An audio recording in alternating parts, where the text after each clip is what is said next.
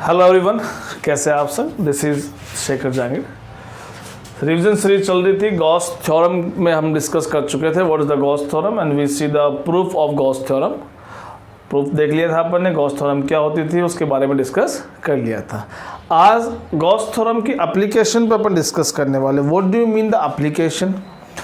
Basically, you know the Gauss theorem is used to calculate the electric flux through any closed surface. किसी closed surface से electric flux निकालना हो तो Gauss theorem का use करते थे, ठीक है।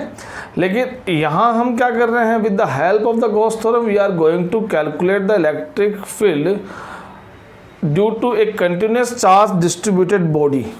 अब इसकी एप्लीकेशन की फॉर्म में इसका यूज़ कर रहे हैं टू कैलकुलेट, निकालने के लिए क्या चीज़? इलेक्ट्रिक फील्ड निकालने के लिए। किसका?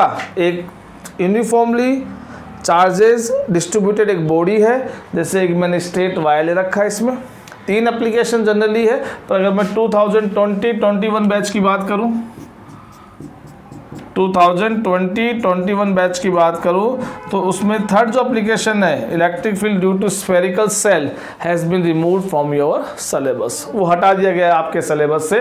तो यहाँ जो अपन डिस्कस करने वाले हैं वो दो एप्लीकेशन डिस्कस करने वाले हैं, यानी इलेक्ट्रिक फील्ड निकालेंगे using Gauss theorem. Gauss theorem generally electric flux के लिए बनाई गई थी, लेकिन हम उसको एज ए एप्लीकेशन यूज करें तो हम उससे इलेक्ट्रिक फील्ड निकालेंगे। किसका? ऐसी बॉडीज जिन पे यूनिफॉर्मली चार्ज डिस्ट्रीब्यूटेड हो, ठीक है। तो अपने दो डेरिवेशन है। First is due to infinite straight long wire. जैसे एक वायर का पीस में दिखा रखा आपको, ये इनफाइनाइटली लॉन्ग है। ये डॉटेड पोर्शन यही शो कर रहे हैं कि इस तरफ इसकी लेंथ खत्म नहीं हो रही है और इस तरफ इसकी लेंथ खत्म नहीं हो रही है, ठीक है। तो ऐसा अपने इनफाइनाइट स्ट्रेट वायर लिया। अब इसके आर डिस्टेंस पे कोई पॉइंट पी है। Let this is R distance, at this distance there is a point P.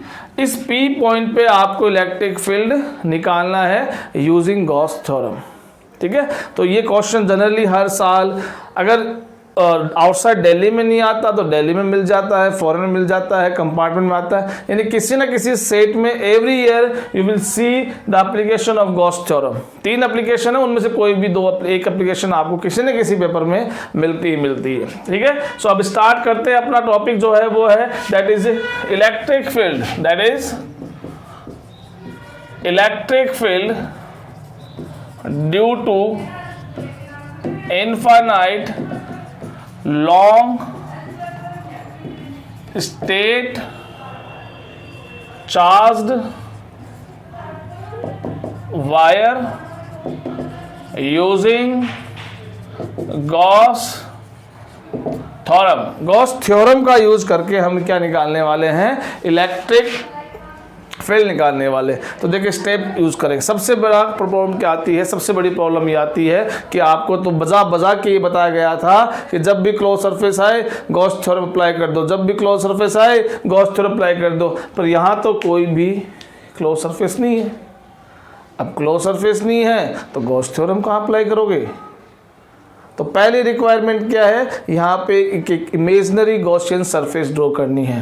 पहली रिक्वायरमेंट क्या है? एक इमेजनरी गॉसियन सरफेस ड्रॉ करनी है। मैंने एक इमेजनरी गॉसियन सरफेस, एक सिलेंडर लिया है, एक सिलेंड्रिकल बॉडी ली है। प्रैक्टिकली समझना, ऐसे मैंने एक सिलेंडर ड्रॉ किया है।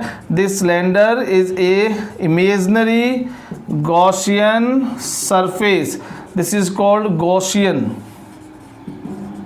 सरफेस।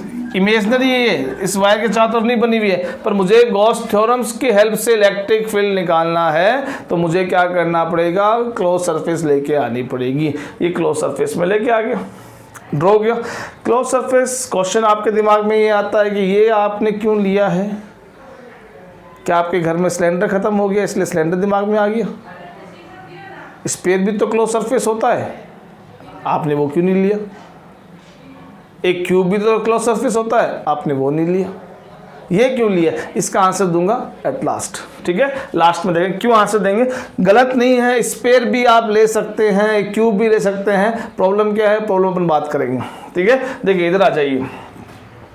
अब इसमें देखिए सबसे पहला काम क्या है, गॉसियन सरफेस ड्रॉ कर दी, इसका एरिया वेक्टर ड्रॉ करना है। एरिया वेक्टर कल आपको पिछले वीडियो में बताया गया था कि एरिया वेक्टर क्या होता है। एक वेक्टर क्वांटिटी होती है जिसकी डायरेक्शन हम कैसे लेते हैं, आउटवर्ड्स लेते हैं, यानी परपेंडिकुलर लेते हैं। और वो क्लोज सरफेस अगर हो आपके पास, अगर क्लोज सरफेस हो, जैसे एक क्यूब हो, एक क्यूबॉइड हो, एक क्यूब हो, एक क्यूबॉइड हो, तो उस केस में क्या होगा, उस क्यूब के हर फेस के आउटवर्ड्स लोगे, ऐसे ऐसे हर फेस के आउटवर्ड्स उसका एरिया वेक्टर लोगे। जैसे ये सिलेंडर है, इसका भी अगर मैं एरिया वेक्टर लेता हूं तो उसके बाद वो 3 सरफेस है, ऊपर वाली सरफेस, नीचे वाली सरफेस और ये पूरा कर्व सरफेस। 3 सरफेस दिख गई आपको, तीनों का मैं एरिया वेक्टर ड्रॉ करता हूं। तो इस पॉइंट का मैंने इस सरफेस का एरिया वेक्टर ड्रॉ कर दिया, इस सरफेस का एरिया वेक्टर ड्रॉ कर दिया। अब ये कर्व सरफेस है, कर्व सरफेस ऐसी रहेगी, ऐसा एक कर्व सरफेस है, तो इसका एरिया वेक्टर यहाँ ये होगा, यहाँ ये होगा, यहाँ ये होगा, अलग अलग होंगे। तो मैंने कोई भी एक ड्रॉ कर दिया, मैंने एक इस पॉइंट पे इस तरह से एरिया वेक्टर ड्रॉ कर दिया। ये तीनों के मैंने एरिया वेक्टर ड्रॉ कर दिया।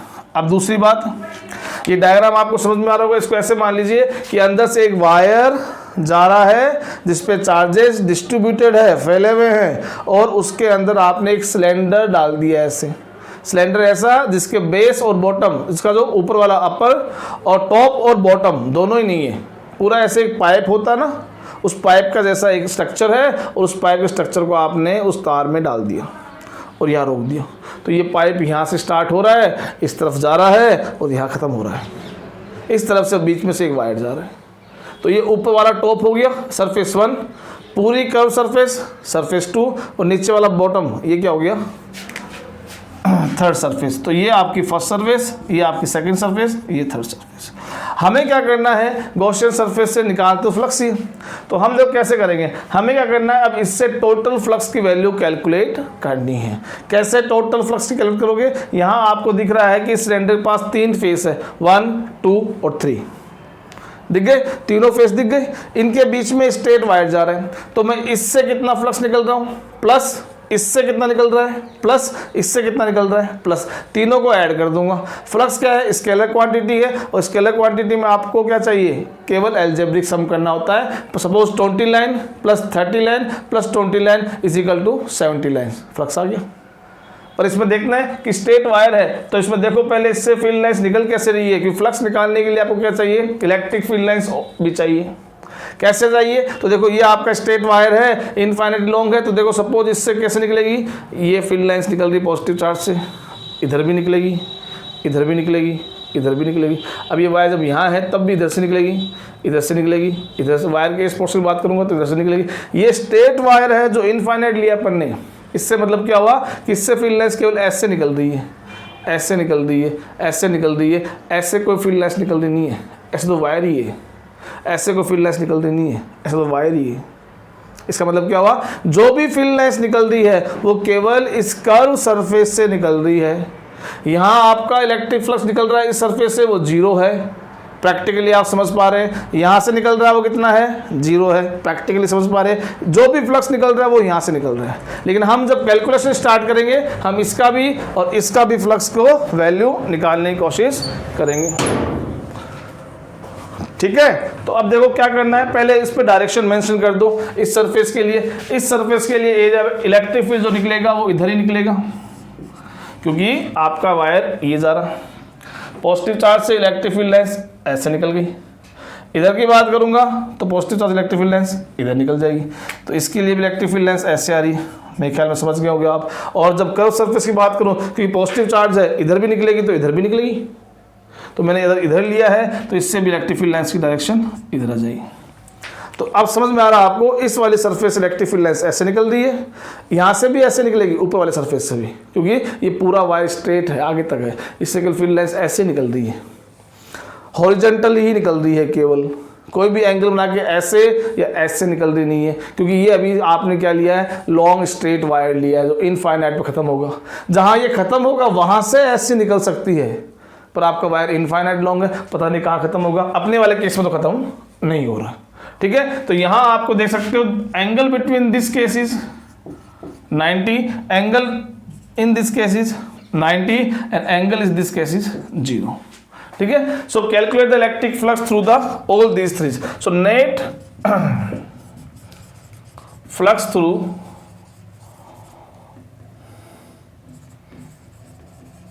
गॉसियन सरफेस, गॉसियन सरफेस से नेट फ्लक्स निकाल रहा हूं।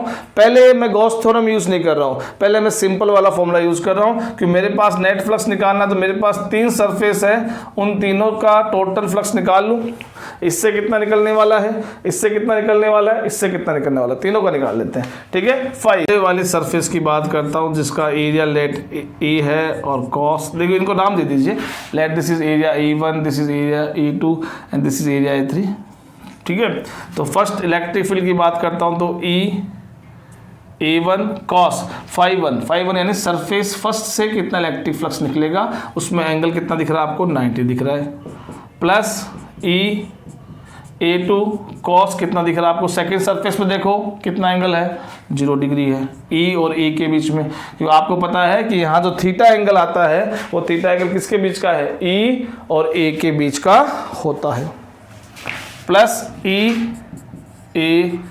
cos 90, थर्ड सरफेस में एंगल 90 बन रहा है। ठीक है, अब cos 90 कितना होता है सबको पता है, cos 90 0 होता है, ये 0 हो गया, ये 0 हो गया, ये 0 हो गया, A2 cos 0 1 हो गया और ये लास्ट में आपका 0 हो गया।